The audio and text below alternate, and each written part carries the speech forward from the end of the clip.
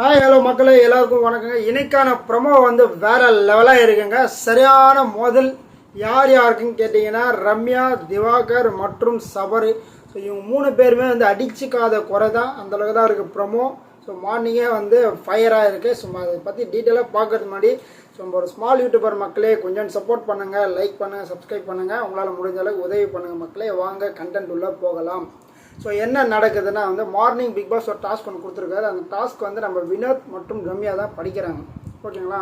So இந்த வீட்டில் வந்து ஒரு யார் வந்து சாப்பிட்டு தூங்குறது, வெறும் சாப்பிட மட்டும் வேலையாக வச்சுருக்காங்க. ஸோ எக்ஸாம்பிள் மிச்சர் சாப்பிட்றாங்க, எதுவுமே பண்ணல, சும்மா இருக்கிற மாதிரி இருக்காங்க அப்படின்ற மாதிரி வந்து ஒரு டாஸ்க் வந்து இவங்க 2 பேரும் கேட்டிருக்காங்க. ஸோ இவங்க 2 பேர் கேட்டது ரம்யா நான் சொன்னேன் ஃபஸ்ட் எடுத்தவொடனே திவாகர் மற்றும் பார்வதின்னு சொல்லியிருக்காங்க. என்னை கேட்டிங்கன்னா வந்து திவாகர் ஏன்னா வந்து ஓரளவுக்கு வந்து சும்மா இருக்கலாம்னு சொல்லலாம். பட் வந்து பார்வதிக்கான தகுதியே கிடையாது. ஏன்னா பார்வதி வந்து பயங்கரமாக கண்டென்ட் கொடுத்துருக்காங்க. அது good or bad whatever, but வந்து கண்டென்ட் பயங்கரமாக கொடுக்குறாங்க. அவங்க சும்மா வீட்டுக்குள்ளே இருந்ததே கிடையாது.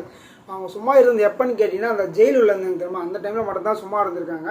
மற்றபடி அவங்க எல்லாருமே டஃப் கொடுத்துதான் இருக்காங்க. இவங்க அவங்களாம் கிடையாது. டஃப் கொடுக்குறாங்க, நல்லது பண்ணுறாங்க, கெட்டது பண்ணுறாங்க, எல்லாமே பண்ணுறாங்க. பட் சும்மா சாப்பிட்டு தூங்குற லிஸ்ட்டில் இவங்க வரமாட்டாங்க. அது ஓகேங்களா. ஸோ இதான் வந்து அவங்க சொல்லியிருக்காங்க. டக்கு நம்ம திவாகர் வந்து என்ன சொல்கிறாருன்னா, இவங்க தான் வந்து சும்மா இருக்காங்க, சாப்பிட்டு தூங்குறாங்க, இவங்க போய் என்ன போய் சொல்கிறாங்க, அந்த மாதிரி வந்து ஒரு வார்த்தை விட்டுரு. அந்த வார்த்தை விட்டுனா ரம்யா வந்து ஒரு சண்டை போகிறாங்க. நீ எப்படி என்கிட்ட சொல்லலாம், நான் என்ன பண்ணேன், நான்லாம் அப்படி கிடையாதுன்ற மாதிரி வந்து ரம்யாவுக்கும் மற்றும் திவாகருக்கும் ஒரு சண்டை வந்துச்சு. அப்படியே ஒரு சின்ன ஒரு கான்வர்சேஷன் முடிஞ்சவொடனே 2 பேர் வந்து சைலண்ட்டாக போயிருக்கலாம். பட் இவங்க என்ன பண்ணாங்கன்னா போகும்போது அப்படியே பேசிகிட்டே போயிருக்காங்க, புலம்பிகிட்டே போயிருக்காங்க. அது வந்து திவாகர் வந்து நீயும் தராதரமும் பேசணுன்னு பயங்கர டென்ஷன் ஆகிட்டாங்க. யார்? சபரின்னா தராதரம்லாம் பற்றிலாம் நீ பேசுகிற, இதெல்லாம் வந்து ரொம்ப தப்பான விஷயம், நீ எப்படி பேசுகிற அப்படியே கத்தினேன் தெரியல. என்ன கேட்டிங்கன்னா திவாகர் வந்து இது மாதிரி வார்த்தைகள்லாம் சொல்லக்கூடாது. தராதரெல்லாம் திவாகர் வந்து ஃபஸ்ட்டு அவர் ஒரு பெரிய ஆள் நினச்சின்னு, அவ்வளோ பெரிய ஆள்லாம் கிடையாது, ஓகேங்களா. நீ ஜஸ்ட்டு வந்து டாக்டர் கூட இருக்கலாம், ஓகேங்களா. ஸோ டாக்டர் வந்து பெரிய சீஃப் டாக்டர், பெரிய டாக்டர்லாம் கிடையாது. ஒரு வந்து ஃபிசியோதெரப்பி டாக்டர், ஓகேங்களா. அது வந்து அதுக்கு ரெஸ்பெக்ட் கொடுக்குறோம், இல்லைன்னு சொல்ல. பட் அதையே வந்து நீங்கள் வந்து நான் ஒரு பெரிய டாக்டர் மாதிரி வந்து ரொம்ப மக்களை வந்து ரொம்ப ஓவராக பேசுறது சுத்தமாக செட் ஆகலை. இதனால சபரி ரொம்ப பொங்கி எழுந்துட்டார். தராதாரத்தை பற்றியெல்லாம் நீ யாரா பேசுறது, உனக்கு என்ன தகுதி இருக்குன்னு மாதிரி கேட்டிருந்தார். கரெக்டு தானே.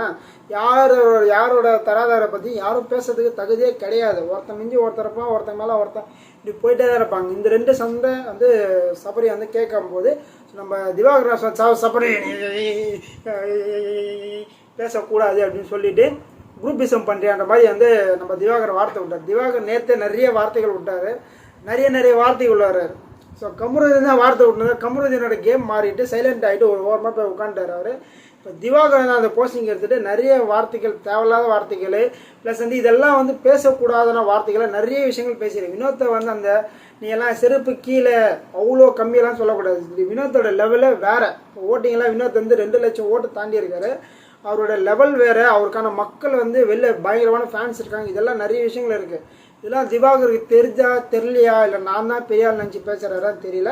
டக்குன்னு குரூப்பிசம் பண்ணுற மாதிரி வந்து சபரியை சொல்லியிருப்பாரு. குரூப்பிசம் பண்ணியா சபரின்னு கேட்டதுக்கு அவர் தான் சொன்னார், என் தங்கச்சி நான் வந்து கேட்பேன், நீ யார் அதை பற்றிலாம் சொல்கிறது. ஸோ அப்படின்றது கரெக்டு தான், ஓகேங்களா. தங்கச்சின்றதை விட ஒரு பர்சனை வந்து இந்த மாதிரி வந்து பேசுகிறது வந்து ரொம்ப தரம் கெட்ட செயல்னு சொல்லுவாங்க, ஓகேங்களா. இந்த மாதிரி திவாகர் பேசியிருக்காரு. ஸோ இது 2 தான் வந்து பயங்கரமாக கிளாஷ் ஆகிருக்கு. திவாகருக்கு நாவ் அடக்கமே கிடையாதுங்க. அவரெல்லாம் வந்து இன்னொரு வாட்டி வந்து கமருதீனையோ இல்லை வேறு நபர்கள் யாரையோ இந்த மாதிரிலாம் பேசாதீங்கலாம், அநாகரிகமாக பேசுங்கலாம் சொல்லவே கூடாது. அந்தளவுக்கு தகுதியே இழந்துட்டார். தகுதியை ஃபஸ்ட்டு ஆல்ரெடி கிடையாது, இப்போ சுத்தமாக தகுதி கிடையாது. நான் ஃபஸ்ட்டு ரெட் கார்டு கொடுத்து அனுப்பணும்னு நினைக்கிறது இவருக்கு தாங்க. இவருக்கு ரெட் கார்டு கொடுத்து அனுப்பிச்சுன்னா வேலையாக முடிஞ்சிடும்.